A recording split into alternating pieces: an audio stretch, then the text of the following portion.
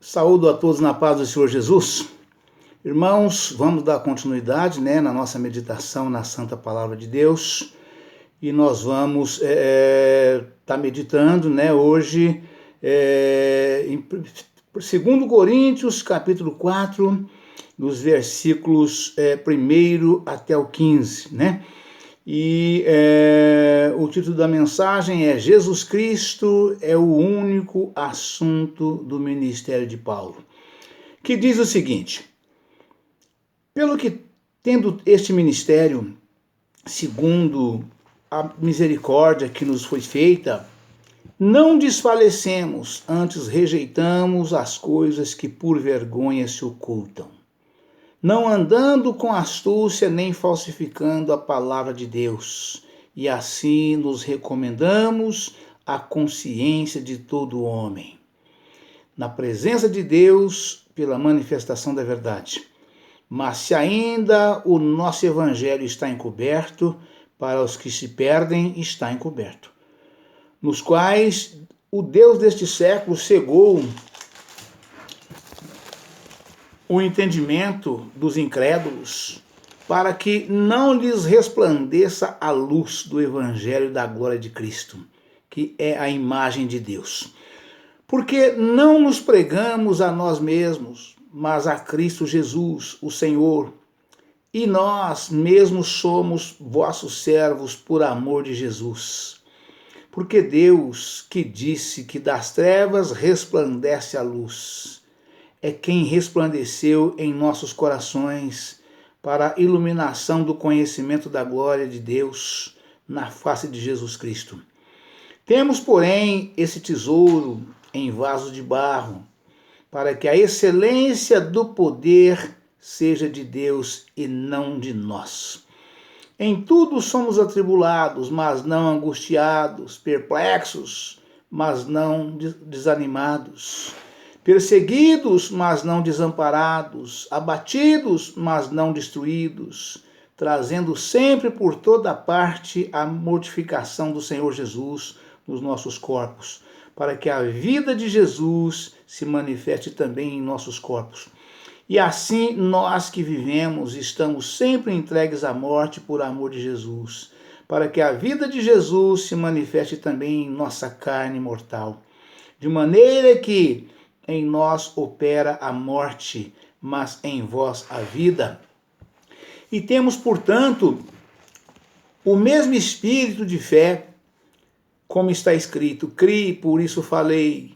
Nós cremos também, por isso também falamos, sabendo que o que ressuscitou o Senhor Jesus nos ressuscitará também por Jesus e nos apresentará convosco, porque tudo isso é por amor de vós, para que a graça multiplicada por meio de muitos torne abundante a ação de graças para a glória de Deus.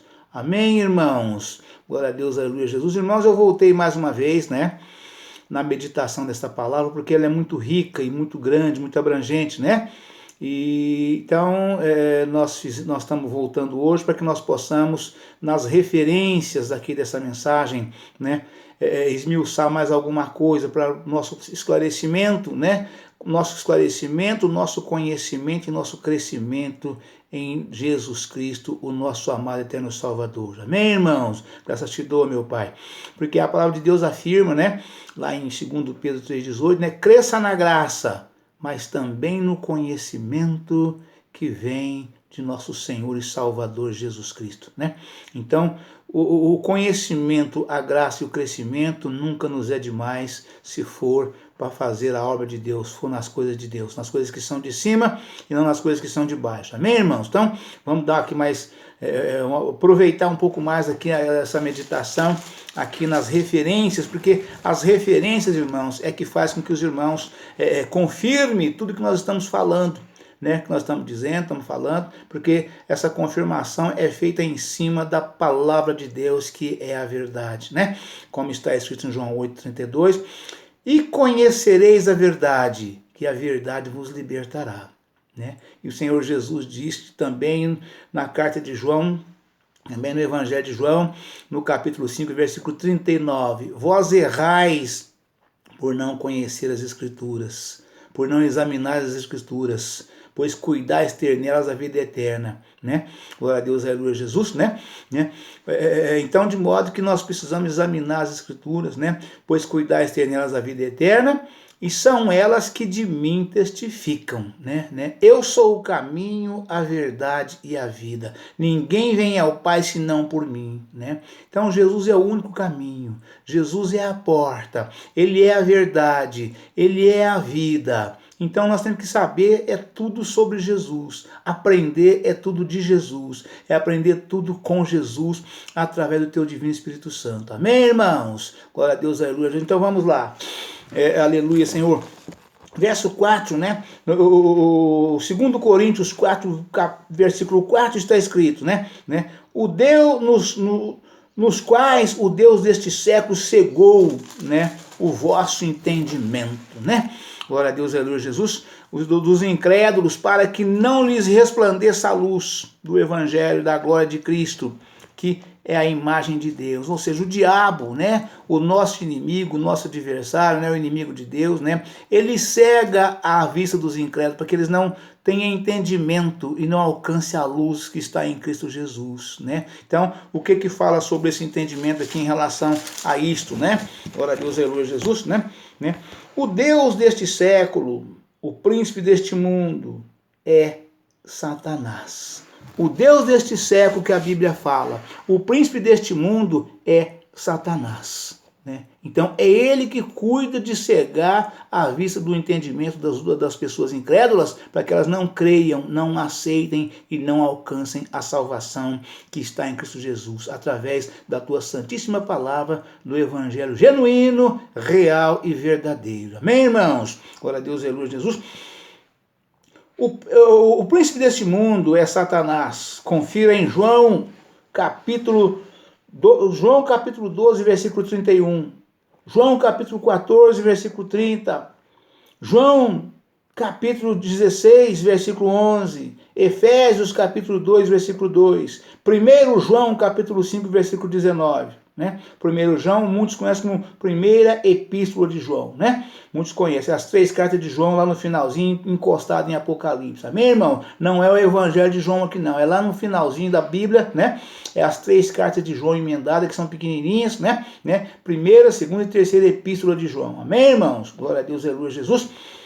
Que exerce poder sobre boa parte da atividade deste mundo. Ele governa como usurpador. O seu governo é temporário e não absoluto, né? Satanás continua agindo, mas somente segundo a vontade permissiva de Deus até ao fim da história. Ou seja, Deus permite, não é que Deus ordena, né? Deus permite, né? Deus permite e deixa até, é temporário, é por um pouco mais de tempo apenas que Deus permite que isso aconteça, para obrigar aqueles que cansado de tanto sofrer, né? Cansado de ser usado nas garras de Satanás, né? O Satanás usa ele de todas as formas para poder fazer pecar contra Deus. Às vezes eles cansam de sofrer e busquem a Deus e alcancem a salvação, né? O homem só procura a Deus se ele for assolado por problemas, por lutas, dores e sofrimentos. Caso contrário, ele não procura a Deus, né? Então, por isso Deus permite que o assolador, o usurpador, que a Satanás faça isso com as pessoas, para que as pessoas voltem para Deus, né? Glória a Deus, aleluia, Jesus. Também está escrito em Apocalipse, capítulo 19, versículo 11. Apocalipse 20, versículo 10. Aqueles que não se submetem a Jesus Cristo, permanecem sob o controle de Satanás. Vamos repetir? Aqueles que não se submetem a Jesus Cristo, permanecem sob o controle de Satanás. Este cega os olhos deles, a verdade e a glória do Evangelho, a fim de não serem salvos, né? A solução para esta trágica situação é neutralizar a atividade dele, mediante a intercessão. e pregar o evangelho no poder do Espírito Santo, né? Não tem outro caminho, irmãos. É somente o evangelho de Cristo real e verdadeiro, como o Senhor Jesus diz.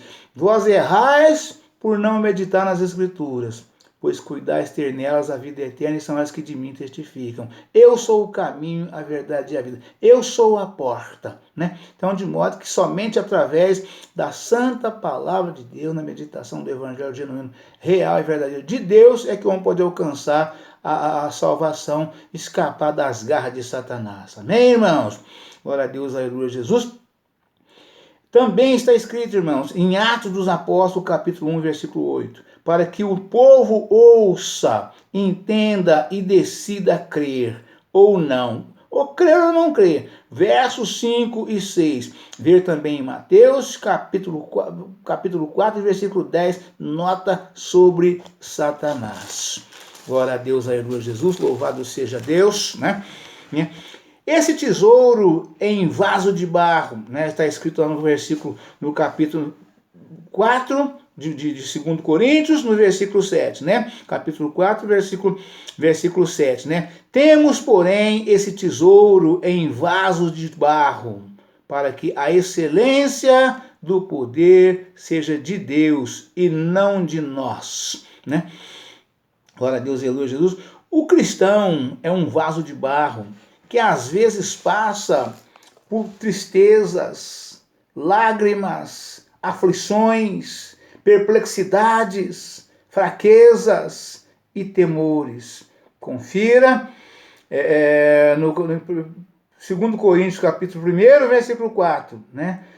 2 Coríntios, capítulo 8, versículo 9.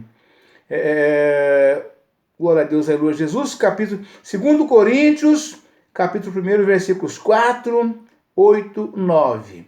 2 Coríntios, capítulo 7, versículo 5.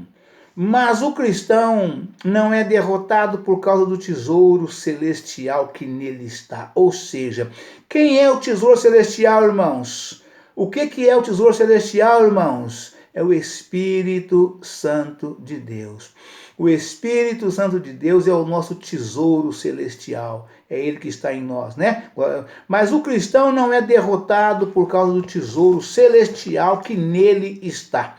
O cristianismo não é a eliminação da fraqueza, nem permanente a manifestação do poder divino através da fraqueza humana.